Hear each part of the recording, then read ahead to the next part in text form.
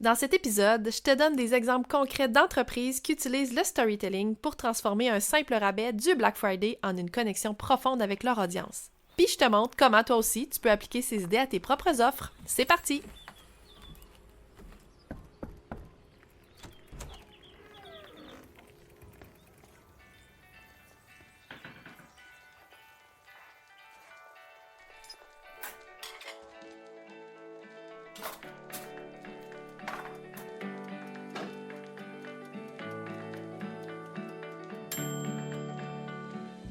Bienvenue dans notre village virtuel où chaque entrepreneur est un artiste qui colore le monde à sa manière.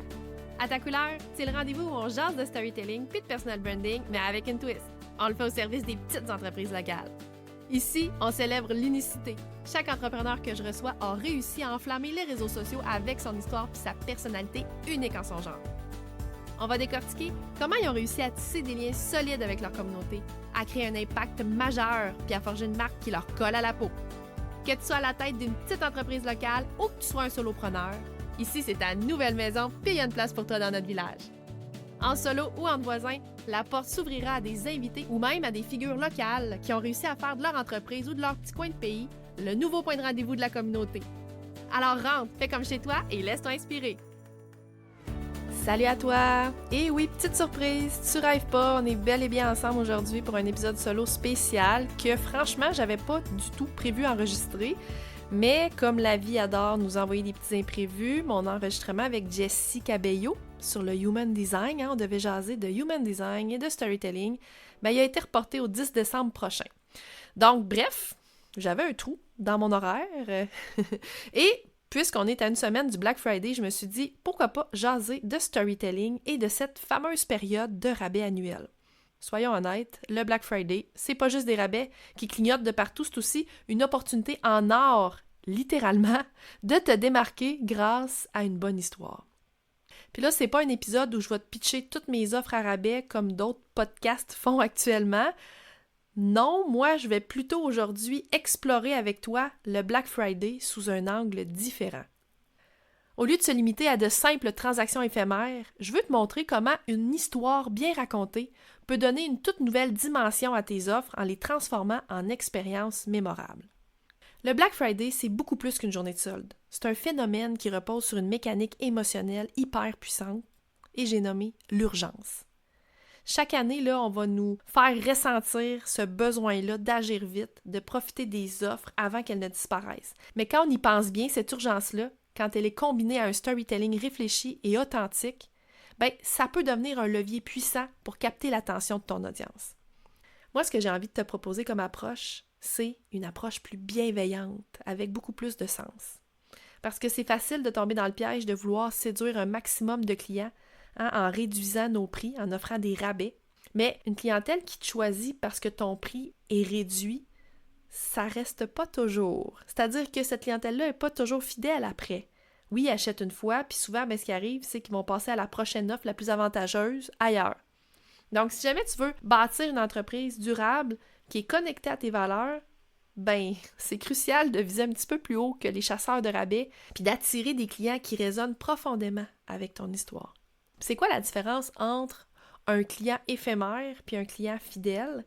Un client éphémère, lui, il va acheter souvent sur un coup de tête. Il va être attiré par une promo. Il va pas nécessairement connaître ton histoire ni tes valeurs. Puis son intérêt va être purement transactionnel. Donc, un prix aujourd'hui, puis une autre promotion demain, tu sais. Tandis qu'un client fidèle, lui, va se reconnaître dans ce que tu incarnes, dans ton histoire, dans tes valeurs. Puis la transformation que tu offres va beaucoup plus compter pour lui que le prix, que le simple prix. C'est un client qui va revenir, qui va parler de toi à son entourage, qui peut même devenir ambassadeur naturel de ton entreprise, de ta marque. Donc, le storytelling, c'est une façon puissante de créer un lien avec tes clients en leur parlant de ce qui compte vraiment, d'abord pour toi et pour eux aussi. Donc, dans cette vision du monde partagé. Puis pourquoi c'est essentiel de raconter ton histoire? Tu le sais, si tu m'écoutes depuis un certain temps, je vais te dire que c'est la meilleure façon de créer une connexion émotionnelle. Les gens y achètent avant tout pour des raisons émotionnelles, c'est-à-dire ton histoire, comment tu la racontes, tes valeurs, ton why, ton combat, bref, ça va les aider à comprendre pourquoi tu fais ce que tu fais, puis pourquoi ils devraient te choisir. C'est aussi une façon de te différencier dans un marché saturé, parce qu'en période de Black Friday, les clients sont bombardés d'offres, tu le sais, tu en reçois à pelleter de courriels, d'infolettres dans ta boîte de courriel cette semaine, ça n'arrête plus, tu vois ça passer partout ces médias sociaux, donc ton histoire, ça devient comme un phare dans cette mer d'informations-là en montrant qui tu es vraiment. Puis ben, ça renforce aussi la fidélité à long terme. Quand un client y achète parce qu'il se reconnaît dans tes valeurs, il est vraiment plus susceptible de rester avec toi, de te soutenir, même en dehors des périodes de promotion, même après le Black Friday. Parce que des clients qui résonnent avec ton histoire, ils vont revenir année après année, pas juste pour les rabais, mais pour ce que tu représentes. C'est souvent aussi des clients qui vont devenir, comme je le disais, des meilleurs ambassadeurs, qui vont recommander ta marque à d'autres personnes, qui vont partager aussi les mêmes valeurs que toi. Puis aussi, un point super important, les personnes là, qui sont connectées à toi profondément là, sont souvent plus indulgents en cas de problème. C'est-à-dire, tu sais, des fois, là, quand il y a des retards, quand tu es en rupture de stock, ou bref, ils vont avoir plus de facilité, disons, à pardonner l'erreur, parce qu'il y a une connexion émotionnelle avec toi. OK, bon, là maintenant, tu te demandes sûrement comment injecter le storytelling dans tes offres du Black Friday à une semaine du Black Friday. Est-ce que c'est possible? Est-ce que c'est réaliste d'ajouter, de raconter, si on veut, son histoire à quelques jours seulement de l'événement? Écoute, je te donne plein d'idées en rafale que tu pourrais utiliser à une semaine de l'événement. Donc, par exemple, au lieu de juste parler d'un rabais, exemple 30% de rabais sur mes services ou sur tel produit, pourquoi tu ne partagerais pas l'intention derrière cette promotion-là? Pourquoi toi, tu as choisi ce moment-là, le Black Friday, pour offrir ce rabais-là à ta communauté? Peut-être que le Black Friday symbolise une étape importante pour ton entreprise. Après une année de défis, peut-être qu'il y a eu un apprentissage précieux ou peut-être une envie sincère de remercier ceux qui te soutiennent. Quand tu donnes du contexte humain à ton offre, ça invite ton audience à se connecter à ton histoire plutôt qu'à juste réagir à une promotion. Tu pourrais aussi raconter comment ton produit ou ton service a vu le jour en mettant en lumière les défis que tu as surmontés pour les créer. Peut-être que ton produit ou ton service y est né d'un moment difficile dans ton parcours entrepreneurial ou peut-être même des fois d'une demande inattendue d'un client fidèle. Ça peut valoir la peine de le raconter. Ça, c'est le bon moment pour le faire. Tu peux raconter une anecdote personnelle autour de ta mission. Montrer comment tes valeurs se reflètent dans tes offres puis pourquoi elles comptent. Ça peut vraiment renforcer la fidélité des clients qui partagent ces mêmes valeurs-là. Tu peux aussi transformer un défi en force. Donc, montre qu'une erreur passée ou un défi que tu as transformé en opportunité, puis relie-le à ton offre. Je t'entends déjà réfléchir. Ça cogite. Mettre en avant tes collaborateurs ou partenaires. Partage les histoires des personnes qui participent à la création de tes produits ou de tes services. Ça peut être des artisans, des partenaires, des membres de ton équipe, si tu en as, bien sûr, si tu n'es pas solopreneur comme moi. Mais même en étant solopreneur, souvent, on collabore avec des gens. Donc, ça peut être intéressant aussi de les mettre en lumière si on contribue d'une certaine façon à l'offre que tu proposes. Tu peux aussi créer une offre qui est basée sur ta propre transformation personnelle. Donc, tu pourrais raconter comment tu as évolué toi, personnellement, grâce à ton produit, grâce à ton service, puis le relier à l'offre du Black Friday que tu fais. Tu peux aussi, ça c'est original comme idée quand même, offrir une histoire bonus à tes clients. C'est quoi ça, une histoire bonus? Bien, en plus de ton produit ou de ton service qu'ils achètent, tu peux proposer un contenu exclusif, comme un e-book, un guide, ou même une vidéo qui raconte l'histoire complète de ton entreprise. Tu sais, par exemple, tu pourrais dire, pour chaque commande passée, durant le Black Friday, je vous offre un accès exclusif à mon histoire en vidéo. Je vous dévoile les coulisses de mon entreprise via un lien. Tu sais, quelque chose vraiment d'exclusif, de VIP, de super intéressant comme idée. Tu peux aussi organiser un jeu de pistes numériques où chaque indice, c'est une partie de l'histoire de ton entreprise. Donc, les clients peuvent suivre les indices, que ce soit sur ton site web ou dans du contenu que tu pourrais partager sur les médias sociaux ou en infolettre. Puis là, ça débloquerait des codes de réduction pour accéder à une offre ou des offres spéciales durant le Black Friday. Donc, suivez les indices cachés, par exemple, dans notre histoire pour déverrouiller des offres exclusives durant le Black Friday. Chaque indice va vous rapprocher de réductions incroyables. Tu peux aussi utiliser le format du storytelling épisodique. Donc, avant le Black Friday, tu peux publier une série d'histoires liées reliées entre elles qui conduisent à ton offre. Chaque épisode peut révéler un élément clé de ton produit ou de ton service. Par exemple, chapitre 1, le défi que tout entrepreneur rencontre. Bon, et là, restez à l'écoute pour le chapitre 2 demain. OK? Et ainsi de suite jusqu'au Black Friday. Donc, ça ici, c'est une liste d'idées que je te pitch à une semaine du Black Friday. Si tu as envie d'en prendre une au vol, s'il y a des choses que tu sens que tu es en mesure de pouvoir appliquer à ton contenu, à ton entreprise, pour connecter profondément davantage avec ton audience, OK? Et là, je te laisse pas comme ça, parce que j'ai fait du repérage d'entreprises québécoises inspirantes qui utilisent le storytelling en plein cœur du Black Friday, en fait, à une semaine. Même, je suis allée jusqu'à un mois, là, c'est-à-dire le mois de novembre, parce que nombreuses sont les entreprises qui, bien sûr, commencent à communiquer sur cet événement-là à l'avance, donc des fois 2, 3, puis même parfois 4 semaines avant. Il y en a qui ont même créé des événements autour du Black Friday, là, carrément. Donc, j'ai repéré 4 entreprises québécoises que je vais te présenter en te donnant un exemple de ce qu'ils ont fait, eux, pour se démarquer dans le cadre du Black Friday. Donc, la première entreprise que je te présente, c'est l'entreprise Martineau.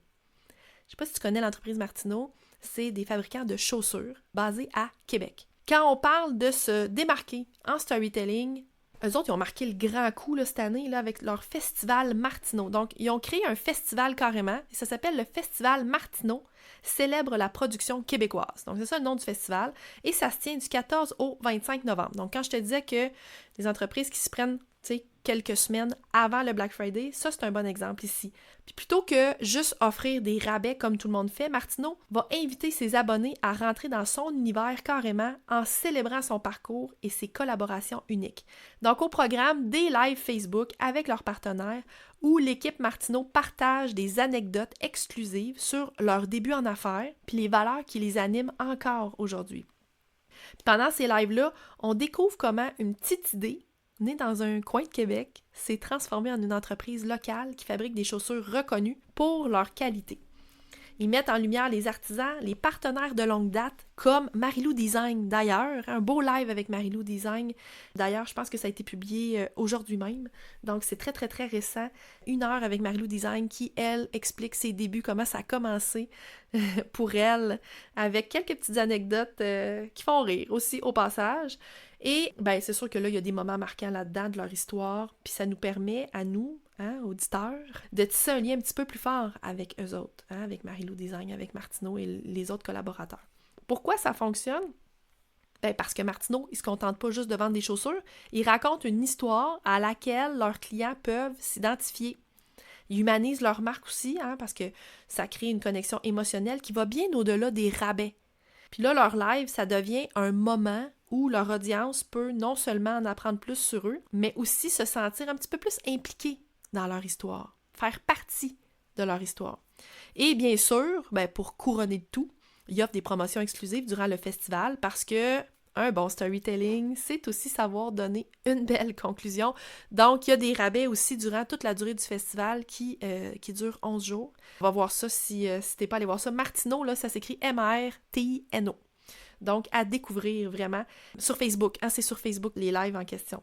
Et une deuxième entreprise que j'aime beaucoup, à laquelle je collabore d'ailleurs en tant qu'experte formatrice, c'est l'entreprise Bohème Academy. Donc, Bohème Academy, c'est une entreprise qui offre une formation en ligne, à distance, pour les personnes qui veulent se lancer à leur compte en tant que gestionnaire de médias sociaux. Donc, le 15 novembre dernier, Alex et Nathan, ça c'est les fondateurs de Bohème Academy, ils ont envoyé une infolette qui racontait leur début ambitieux dans l'entrepreneuriat avec un commerce en ligne de chandail. Une idée qu'eux autres ils avaient entrepris là, avec beaucoup de passion, mais qui, malgré leurs efforts, s'est avérée pas mal moins viable qu'ils l'avaient espéré. Comme ils le disent si bien, vendre des chandails, c'est des marges de profit minuscules, des retours à gérer et énormément de défis, surtout quand tu veux voyager 6 mois par année. Il faut savoir qu'Alex et Nathan sont des fans de la van life, là, c'est-à-dire qu'ils partent 6 mois par année à la découverte des pays du Sud durant l'hiver, souvent. D'ailleurs, ils sont partis là. Ça fait quelques jours à peine qu'ils sont partis pour leurs prochains 6 mois d'aventure au chaud, pendant que nous, le froid s'installe. Donc, leur début en entrepreneuriat avec leur entreprise de chandail en ligne n'a pas vraiment fonctionné. Puis c'est ça qu'ils ont raconté dans leur infolettre du 15 novembre dernier. Donc, c'est un récit qui, entre autres, raconte les défis rencontrés, mais aussi les leçons et les apprentissages qui ont mis en lumière comment leur désir de liberté puis d'amour pour l'entrepreneuriat les a finalement amenés vers la gestion des médias sociaux, qui est une voie que ces deux-là décrivent comme étant beaucoup plus accessible puis alignée avec leur mode de vie. Donc, c'est une infolette qui partage leur début, comment ça a commencé, comment ils se sont rués à des gros défis avec leur première entreprise, qu'est-ce qu'ils ont appris, puis c'est ça qui a fait en sorte que Bohème Academy est née. Donc, après avoir partagé tout ça dans leur infolette, ils nous ont laissé avec un petit teasing, là, bien senti, en PS, là, qui disait « Lundi, on t'annonce notre belle offre du Black Friday. Je te conseille de prendre de l'avance et de réserver ton appel découverte gratuit pour avoir amplement le temps d'en bénéficier quand elle sera disponible. » Donc, on partage notre histoire, puis un coup qu'on sent qu'on a connecté un petit peu plus avec Alex puis Nathan, là, on met la table, on propose notre offre. D'ailleurs, j'en profite pour te dire que si tu veux te lancer comme gestionnaire médias sociaux en 2025, c'est quand même 300 $ de rabais qui est offert présentement. Donc, note à toi si ça t'intéresse. Troisième entreprise que j'aime beaucoup et que j'ai découvert davantage cette année, c'est l'entreprise Je dépense local. Je ne sais pas si tu sais, mais il existe un Black Friday québécois. Ouais, c'est un événement qui a été créé en réaction, si on veut, au Black Friday américain. Ça se passe la première fin de semaine de novembre, donc c'est déjà passé. Donc si tu l'ignorais, là, ça existe un Black Friday québécois et c'est toujours la première fin de semaine de novembre. Donc, ça a eu lieu. Et Amélie Sandor, qui est la tête derrière Je dépense local, elle a frappé pas mal fort avec un post Instagram qui a clairement touché une corde sensible. Dans son post, elle a partagé son why. Si tu me suis, là, tu m'entends souvent parler du why. Donc, pourquoi elle a repris les rênes du Black Friday québécois? C'est quoi sa motivation? C'est quoi sa raison d'être? Pourquoi elle est motivée à faire connaître, si on veut, aussi, les entreprises québécoises qui participent au Black Friday québécois. Donc, ses motivations profondes reliées à ses valeurs et à ses origines. Et là, je te cite ce qu'elle a écrit dans son carrousel Instagram. « Si tu me demandes pourquoi j'ai voulu reprendre les rênes du Black Friday québécois et du je dépense local, je te dirais que c'est parce que j'ai grandi dans un pays où il est très difficile, voire même quasiment impossible pour certaines personnes d'ouvrir sa propre petite entreprise et de se lancer pour poursuivre ses rêves. Et que je suis tellement reconnaissante envers le Québec d'offrir cette opportunité à qui le souhaite et que je veux encourager et soutenir tous ceux qui se lancent dans la grande aventure de l'entrepreneuriat et que de travailler pour la réussite du Black Friday québécois me permet d'exprimer ma gratitude pour tout ça. » Wow! Ça a vraiment fait son effet. Il y a une journaliste de Montréal qui a tellement été touchée par son message qu'il l'a contactée pour une entrevue à la radio. Donc, elle voulait comprendre là, ce qui poussait Amélie à se battre, disons, pour les commerces d'ici, avec autant de passion.